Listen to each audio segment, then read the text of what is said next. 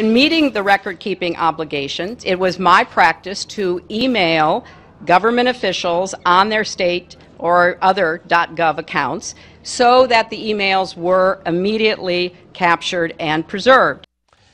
Most people will not recall a time before Johnny Carson became the greatest late-night talk host television has ever known. He hosted a game show called Who Do You Trust? And if there ever was a time to bring it back and make it stick in the American political craw, no time like the present. And no better first guest than Hillary Clinton. Let's welcome to MidPoint, White House correspondent for the Washington Examiner, a veteran of seeking out the truth in those hollowed and often murky halls inside the Beltway. Susan Crabtree joins us today. Susan, thanks for joining us. Thanks for having me. Well, Susan, first of all, what has been the reaction inside that Beltway to Mrs. Clinton's, I don't know if I really even want to call it a press conference yesterday. It seemed almost as if it was here, I'm going to tell you and handpick my questions and my answers. You're going to take this and like it. Right. I think that it's been very partisan. I think that her supporters have said, okay, she is no longer in hiding. She's addressing your questions. And Republicans are saying that they're not satisfied at all with her answers. And even some independents and swing voters are saying the fact that she is saying this was a matter of convenience, this isn't really past the laugh test. Well, see, and I guess that's the point here when you say it doesn't pass the laugh test. How is it then passing the laugh test with Democrats? I mean, other than the Democrats just basically saying, and you would guess this, in public at least, let's say we support Mrs. Clinton on this because we don't want to seem as if we're as fractured a party as the Republicans are, but in private, we have to wonder what we're doing even backing this woman at this point. Fair? Well, I do think that it has spurred some campaigns who maybe were not as serious about pursuing. You sort of have the vultures circling right now. Pursuing the White House, you have, Martin O'Malley's camp, which I spoke to recently, so they see an opening here. Privately, they're telling me. And then you have Mark Warner making moves that would suggest he might want to jump in to the presidential race. So it is making Hillary Clinton more vulnerable, even among Democrats, but it doesn't seem to be affecting those who still want her to run in the party. The polls show an overwhelming majority of Democrats still want her to run. But I do think it's damaged her, and it certainly damaged her rollout. Now she's supposedly reconsidering if she was going to be launching in April. Now she might jumpstart that, but this is not a fortuitous way to begin a campaign, sort of reinforcing the stereotype of value that you're calculating and secretive.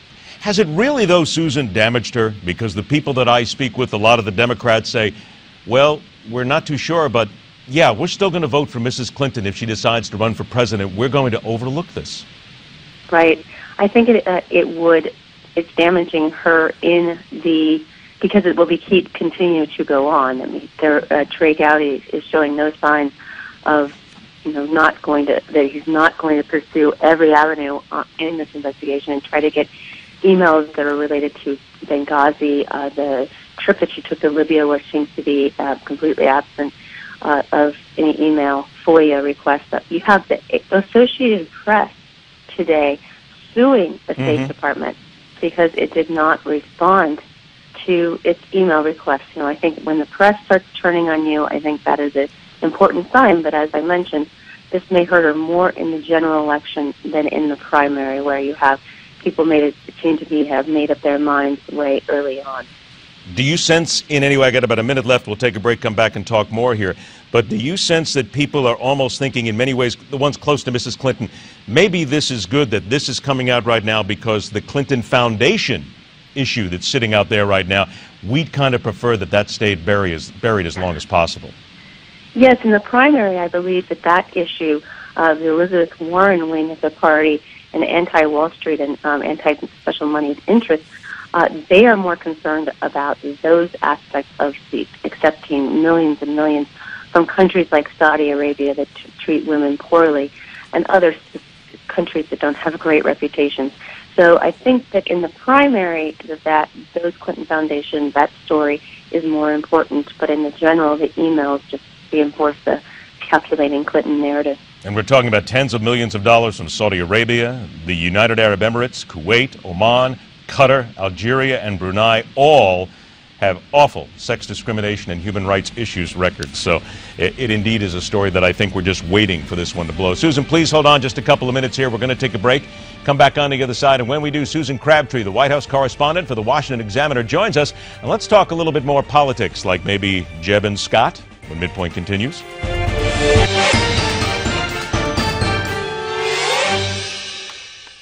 Welcome back, everybody. Once again, let us welcome from the Washington Examiner, their White House correspondent, Susan Crabtree joins us. We're going to go ahead and poke around Washington a little bit and see some of the other things, because, Susan, I guess we need to tell people that while they may think that it's rather odd, there are things going on in Washington other than Hillary Clinton, correct? Yes, there's an Iran deal being negotiated.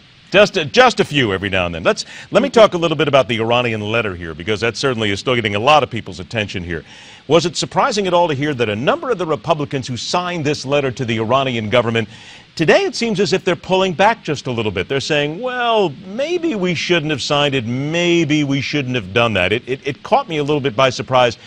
They're not going to take their name off the letter, but they think maybe they should have thought twice. I think you may have John McCain and some other people saying that or suggesting that, but I honestly, when I was up on Capitol Hill yesterday speaking to Democrats, Democratic critics of the deal and some who support it, but who really want Congress still to weigh in and be able to disapprove or approve the deal, as we do with many treaties, most most arms reduction treaties especially. And they are saying that it's really, even though they're upset about the letter, even though they are crying foul and there's a lot of hue and cry over the letter, it's not going to change their support for legislation. So that would ensure that they would have a say on the deal and basically approve it or disapprove it. So I found that really interesting, that the Democrats are complaining loudly about this letter and saying it might even sink the deal and discourage Iranians from continuing negotiations. But yet, those who are critical and have problems with the lack of congressional approval are still supporting, are still continuing to keep their names on a bill that would require the administration to submit the terms of the negotiations to Congress. If you were to dig deep under the surface here and people were able to actually get into the brains of some of the people here regarding this, would it be fair to say that many of them would have to admit that, look, this letter's a grandstanding idea by Tom Cotton, wonderful idea, gets him a lot of attention, but in the end, it really isn't going to make much difference at all. The Iranians would do what the Iranians would do. This isn't going to change their mind or embolden them any more than they already were. Well, I think that if you actually read the letter, and even though it is sort of, Democrats in the White House have said it's insulting because it's pretty elementary in terms of the way our legislative process works, that is actually true, and it shows that these senators who are having a serious problem with the White House acting unilaterally and negotiating this deal without any congressional involvement, and they've cut Congress out of the process completely. They say, you know what, Obama's going to be gone in 2 years, and guess what? Many of us are here to stay, or at least we will be here for a lot longer than Obama will be. So you actually it would be much better for you to be negotiating a deal that we can approve. And so their argument is that it's really strengthening the negotiations, of giving it a higher bar, basically. And like Lindsey Graham, who my colleague spoke to yesterday, said, you know what, I'd rather get a better deal at the start of basically at the front end, than rather go back and try to undo it after the fact. It's much easier to get a better deal. So they feel like it's putting pressure on for a better deal. Let's put it this way, I guess. Tom Cotton got himself a tremendous amount of publicity, and people are calling him, he's just a junior, he's just a young guy, he doesn't quite understand Washington politics. He understands them pretty well, doesn't he?